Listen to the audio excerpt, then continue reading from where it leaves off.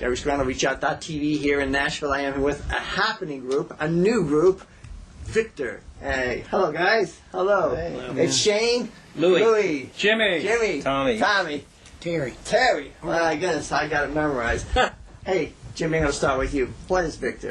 Viktor is, we're more like a pop rock band that we gathered together about a year ago to do a show up in Cleveland. Actually, as a friend called us up to do a program up there. And after we got done, so many folks began to come to us and say, hey, where's the record? Yeah. And we're like, guys, what do you think? And so we took this and really went before the Lord in prayer and asked the Lord for direction and where we were. And with each one of our backgrounds, we decided that because we've all played music, Louis was with the group Petra for many, many years. Are you with Petra, Louis? Yes. Oh. 22 years. Wow. How many years? 22. Wow.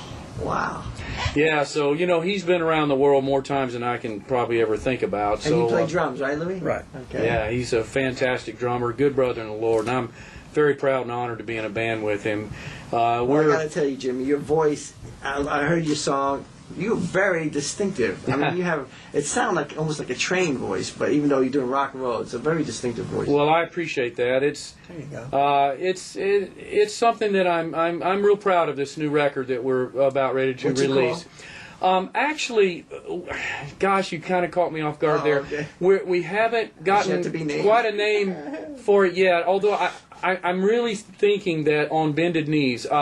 And there's a little bit of a story behind that somewhat, but my daughter was healed of a brain tumor when she was a young kid. Really? How old was she? And she was 9 years old. Wow. So it was big. That is a big deal. Yeah, it was big. I have 3 daughters. I wrote a song called "Do You Believe?" It's about miracles, and all these men have, have families and children, and we're really sold out to our families. And the big thing with us is being able to go out and tell people that the Lord that we serve is the same yesterday, today, and forever. He's still in the healing business as well as saving people's souls. And so I'm excited for the music that we're doing for this record, who is being produced by John Lowry. We're very thrilled with all the work that he's put into this record, and we're looking forward to it coming out. We're thinking it's going to be released hopefully in the early August. That's our projected goal. But there's a few vocal tracks that we still need to finish up and be done with. But what you're hearing right now is a mastered, but it's not a finished master. So well, what I heard was pretty good. Oh, well, thank you. Thank you very much. Actually. You've been together for how long now? Year and a half.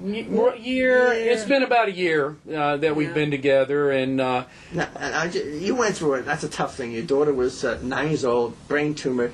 Do you write about that kind of stuff in your music? We do. I think the songs that we've been writing about, they're about personal situations, real life things, and things that we can relate to people where they could come up and be a conversation piece that we could share and minister the gospel. And I mean, our hearts are winning people to Christ. Our hearts are telling people that you don't have to live in condemnation. You can be free today. And the thing with us is more than music. It is more than music. More than music. I think we could say that we're trying to tell people everybody is called of God to do something. And a lot of people put down what God called them to do. And God doesn't ask you to put down what He calls you to do. Well, how do you know if God calls you for something? How would you know? Everybody's called to do. You've got to be in prayer. You've got to be close in the Word. Well, how did God tell you what you were called? He told me through just living a life that He showed me that was possible. As a little kid, at 10 years old, I knew I wanted to play Jesus rock and roll. Really? And that's the majority of my life I've done that. Yes, you have. 22 Amen. years, one of the most popular Christian bands ever, Petra. And it's all because of God. And all because I said, well, God, if that's what you want me to do, then I'm going to do it. And I don't care if mom, dad, brother, sister, neighbor, anybody doesn't like it. As long as I'm serving you and doing what you called me to do, I'm where I should be. And that's what being a Christian and being called of God is all about, is making sure you're following what His voice leads you to do and not what somebody else or the guy next to you or the guy behind you. Sure. Listen to God. And that's what we're about, listening to God. Now, if you guys ever go on tour, Yes, we do Yes. plan on touring. listen, if you guys come to New York, please look us up. We'll do a segment with you or wherever Yes. it's at. I think people would like to hear you in New York City. I think your type of music is very relevant there. I think it's relevant in many praise places, God. but definitely in New York. Oh, wonderful. Well, we'd love to. That'd be great. What's next for you guys? Finishing this record is definitely the next thing to do. Getting him back in there. Yeah, I've got to get back in the studio and actually in a couple weeks. I may go back by the end of this week, maybe, so we can finish up and get this thing out. And so we can start getting our dates lined up to go out and start doing what we feel God's called us to do. So we're pressing on. Viktor, our rockin' band. You guys rock. I love it. I love your voice. Thank you. It's very distinctive. Thank you. If you don't mind me saying, but the music is rocking. You guys have had great careers. Petra, 22 years. What is the message in your music? Our message is that people can come to Christ with all their needs and not to hold back. And if they have needs, come, because He is here ready to give them everything that they need in their life, especially His love. And so it's a real thing that we share this with folks. So you feel like you have His love. You feel like you have God's love, right? Oh, most definitely. So Oh yeah, how'd I'm you blessed get and there? highly favored. I'm a joint heir of the Son of the Most High God. So I'm excited. How did you get there? I mean, I'm just trying to understand how someone who isn't there would get there. Well, this is the thing. I didn't choose God. God chose me. Really? And so, and that's what His Word says. And so, when God's knocking, it's up to us as individuals to say, "Yes, Lord, come in." So in other words, God's going to approach you, but He's going to not knock you over, right? I don't think God's going to knock you over. I don't think God works where He knocks you over, and I don't think a big storm has to happen, or And although I will say there are things in people's lives that will make them to begin to think about where they are with their walk. And we believe He's got an inspired word that Yes. was written, that you can read, that you can find and fine-tune your day and your life to know how to walk and serve God in His fullest.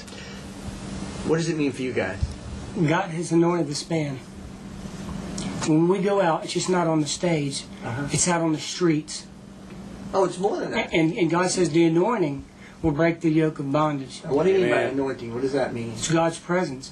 So God's presence will break people's bondage. Absolutely. How does it do that? It's actually happened when we were recording. I don't want to get into it too much, but just real quick, I was coming out of a church 2 Sundays ago up here recording a record, and walked out of an Olive Garden, and a black lady come up to me. She said, "Jesus brought you to me." Started weeping.